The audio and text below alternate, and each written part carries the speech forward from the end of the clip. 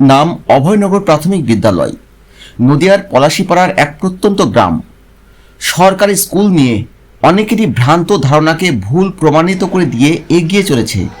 শিক্ষা, সংস্কৃতি, প্রকৃতি মিলে একটি আলাদা পরিমণ্ডল।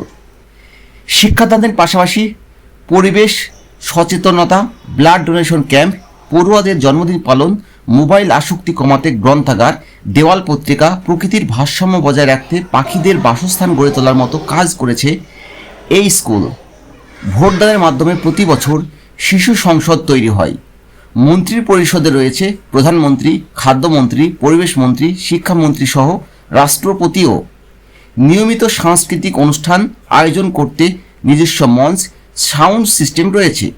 বিভিন্ন ধরনের ফল ফুলের গাছ পরিচর্যা সহ পরিষ্কার পরিচ্ছন্নতার দিকে বিশেষ নজর দেওয়া হয়। একাধিক পুরস্কারে পুরস্কৃত হয়েছে অভয়নগর প্রাথমিক বিদ্যালয়। আমি রাষ্ট্রপতি, আমার নাম সোহান শেখ। আমাকে স্কুলের দায়িত্ব দিয়েছে। আমি স্কুলটা চালাই, মন্ত্রীর পরিচালনা করি।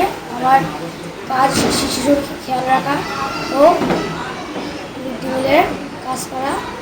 সাধারণভাবে সরকারি শিক্ষা নিয়ে বা সরকারি স্কুল নিয়ে সাধারণ মানুষের মধ্যে একটা ভ্রান্ত ধারণা আছে অনেকের মধ্যে। কেউ কেউ বাঁকা চোখে দেখেন, কিন্তু সেই বাঁকা চোখকে ব্যতিক্রম ঘটিয়ে এক অভূতপূর্ব প্রকৃতির, শিক্ষা এবং সংস্কৃতির আলাদা পরিমণ্ডল তৈরি করেছে নদী জেলার অভয়নগর প্রাইমারি স্কুল।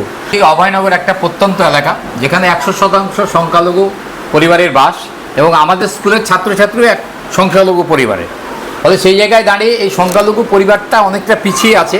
ফলে আমি যখন প্রধান শিক্ষক হিসেবে এখানে আসি, তখন আমার স্বপ্ন ছিল যে আমি এই স্কুলের যারা শিশু, এবং সেই শিশুগুলো বেশিরভাগই বাবা মা অনেকে দিল্লি হরিয়ানাতে কাজ করে, ফলে এরা মূল শিক্ষাটা পায় না। ফলে আমরা যারা টিচার তাদের সঙ্গে আমরা আলোচনা করে যে তারা যাতে ভালো শিক্ষা পায়, তার জন্য আমরা উদ্যোগী হলাম। এবং আমি যখন প্রথমে আসি তখন দুটো ভাঙাচোরা ঘর, তিনজন শিক্ষক, এবং আমরা তখন আসার পর আমি যেটা পরিকল্পনা করলাম যে এই শিক্ষাটা শুধু এই এলাকা না, সারা এলাকায় ছড়িয়ে দেওয়ার জন্য আমি চেষ্টা করব আমরা। এবং সেটা টিচারদের সঙ্গে আলোচনা করার পর আমরা কাজ শুরু করলাম 2011 সাল থেকে।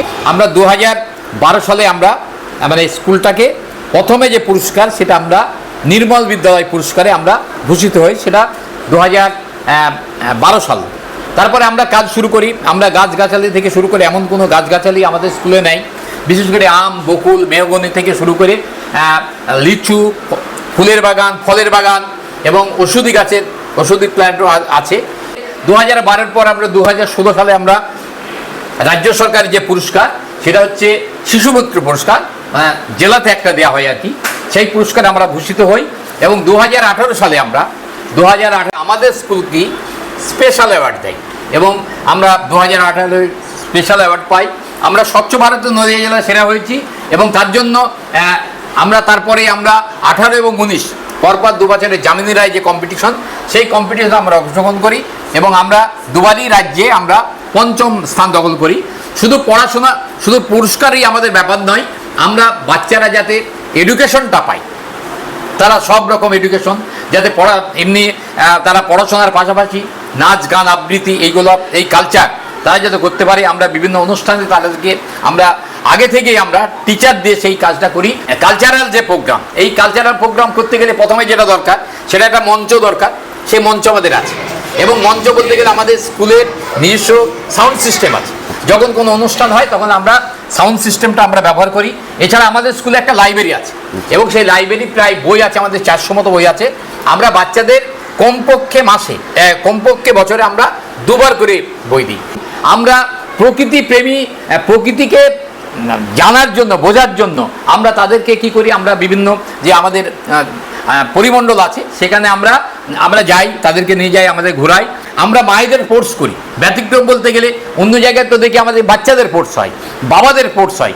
আমরা এবছরে কি করেছি, আমরা মায়েদের ফোর্স করেছি। মিড ডে মিলের যে বিষয়, সেটা হচ্ছে এলাকার মানুষ অনেকে তাদের জন্মদিন, শিশুর জন্মদিন উপলক্ষে বা কোনো বিয়ে শাদী হলে আমাদেরকে কিন্তু এখানে অটোমেটিক আমাদের এখানে কিন্তু বাচ্চাদের খাওয়াই। তার জন্য আমরা একটা অ্যাপ্লিকেশন, সেটা বাচ্চাদের জন্মদিন, হ্যাঁ বাচ্চাদের জন্মদিন। এছাড়া আমরা আমাদের যারা সন্তান আছে তাদের জন্মদিন আমরা স্কুলেই পালন করি। এছাড়া আমি ব্যক্তিগতভাবে আমার ছেলের বার্থডে উপলক্ষে প্রতি বছরে আমরা ব্লাড ডোনেশন ক্যাম্প করি, সেটা স্কুলেই করি। এবং আগামীতেও আমরা সেটা চালিয়ে যাব এবং আমরা উজ্জীবিত এবং আমরা যারা এখানে আছি টিচার, আমাদের স্কুলে যারা টিচার তারা প্রত্যেকে কিন্তু রক্তের দাতা। আচ্ছা, আমি নিজে ব্যক্তিগত 64 বার রক্তদান করেছি, আমার একজন টিচার 42 বার রক্তদান করেছে, এছাড়া আমাদের 45 বার আছে, 17 বার আছে। ফলে আমরা এই কাজটা সমাজের যে বিষয়, সমাজের সঙ্গে যে নিবিড় যোগাযোগ, একটা স্কুলকে ভালো করতে গেলে শুধু টিচাররা পারে না, টিচার, স্টুডেন্ট এবং গার্জেন মানে অভিভাবক আর কি। ফলে এইটা যদি সবাই যদি এটাকে নিজের স্কুল ভাবতে পারে, এবং আমরা যেটা মনে করি যে আর একটা বিশেষত্ব যেটা না বললেই নয়, আগে আমাদের স্কুলটা কী করতো যে এই এলাকায় প্রচণ্ড অত্যাচার হতো, এখন কিন্তু স্কুলটা ওপেন থাকলেও মানুষ কিন্তু কোনো অত্যাচার করে না। ফলে সেই তাদেরকে আমরা এই জায়গাটা বোঝাতে পেরেছি যে এই স্কুলটা হচ্ছে আমাদের স্কুল। এবং আমরা আর একটা বিষয় করেছি, আমরা একটা প্রণামী বক্স করেছি। প্রণামী বক্সে আমরা শিশুরা পয়সা ফেলে, গার্জেনরা পয়সা ফেলে, এবং বছরের শেষে আমরা কি করি ওই টাকাটা থেকে আমরা যেটা, এটা নতুনত্ব ভাবনা আমাদের, এবং সেই টাকাটা থেকে আবার বাচ্চাদের কাজে লাগানো যায়। যেমন গতবারের আগে আমরা কি করেছি, ওই টাকা দিয়ে আমরা যেটা করেছি সেটা হচ্ছে শিশুদের, সরকার তো জুতো দেয়, মোজা দেয় না, আমরা সেই টাকা দিয়ে মোজা কিনে তাদেরকে গিফট করেছি। ফলে আমরা এবং আমাদের স্কুলে কম্পিউটার, প্রজেক্টার সমস্ত আছে, আমাদের স্মার্ট ক্লাসরুম আছে। মানে রিয়াল পত্রিকা এমনি গভর্নমেন্টের একটা নির্দেশও ছিল, তবু আমাদের স্বপ্ন যে তারা যেটা একটু খারাপ ভালো যাই পারুক না কেন, তারা লেখার অভ্যাসটা তৈরি করুক। এবং তারা যে মোবাইলমুখী হচ্ছে, এটার জন্য আমরা কি করছি, লাইব্রেরির বইটা তাদের দিচ্ছি, তারা বাড়ি থেকে যাতে মোবাইল না দেখে আমরা তাদেরকে বেঁধে দিচ্ছি যে এই বইটা তোমাকে 2 দিন বা 3 দিন বা 5 দিনের মধ্যে তোমাকে কমপ্লিট করতে হবে। ফলে মোবাইলমুখী থেকে তাদেরকে ফেরানো যায়। এবং আমাদের এখানে দেয়াল পত্রিকাতে তাদেরই ছবি আঁকা, তাদেরই লেখা আমরা কিন্তু দেয়াল পত্রিকাতে আমরা সেটা দিই, এবং এদের মধ্যে একটা কম্পিটিশন ভাব তৈরি হয়। যে আরেকটা বিষয় হচ্ছে কি, আমাদের বিশেষ করে পাখি মানে পাখি বলতে গেলে শুধু পাখি না, অনেক কিছুই আমাদের সমাজ থেকে হারিয়ে যাচ্ছে। ফলে পাখি যাতে আমাদের স্কুলে বিরাজ করে তার জন্য আমরা পাখির বাসা জাতীয় আর কি কলস দিয়ে আমরা বাসা করে দিয়েছি। এবং আমাদের ওই বাস এবং তারা যারা জল যাতে পায় তার জন্য তাদের জলের ব্যবস্থা আমরা করে দিয়েছিলাম। আমাদের আগের SDO madam Moumita Shah madam ওই পাখির যে খাওয়ার জায়গা, জলের জায়গা, সেটা উনি স্থাপন করেছিলেন। ফলে পাখি আমাদের, এবং দেখবেন আপনারা যখন আসবেন দেখবেন আমাদের প্রত্যেকটা গাছ, যে বড় গাছ, সেই গাছে কিন্তু পাখির বাসা তৈরি করে দেওয়া হয়েছে, এবং তারা যাতে থাকে তার জন্য আমরা ব্যবস্থা করেছি। তাদের জল খাওয়ার ব্যবস্থা এবং পরিবেশের যে ভারসাম্য সেটা ফেরানোর আমরা একটা, আমাদের দিক থেকে যাতে এইটা না হয় তার জন্য আমরা চেষ্টা করছি।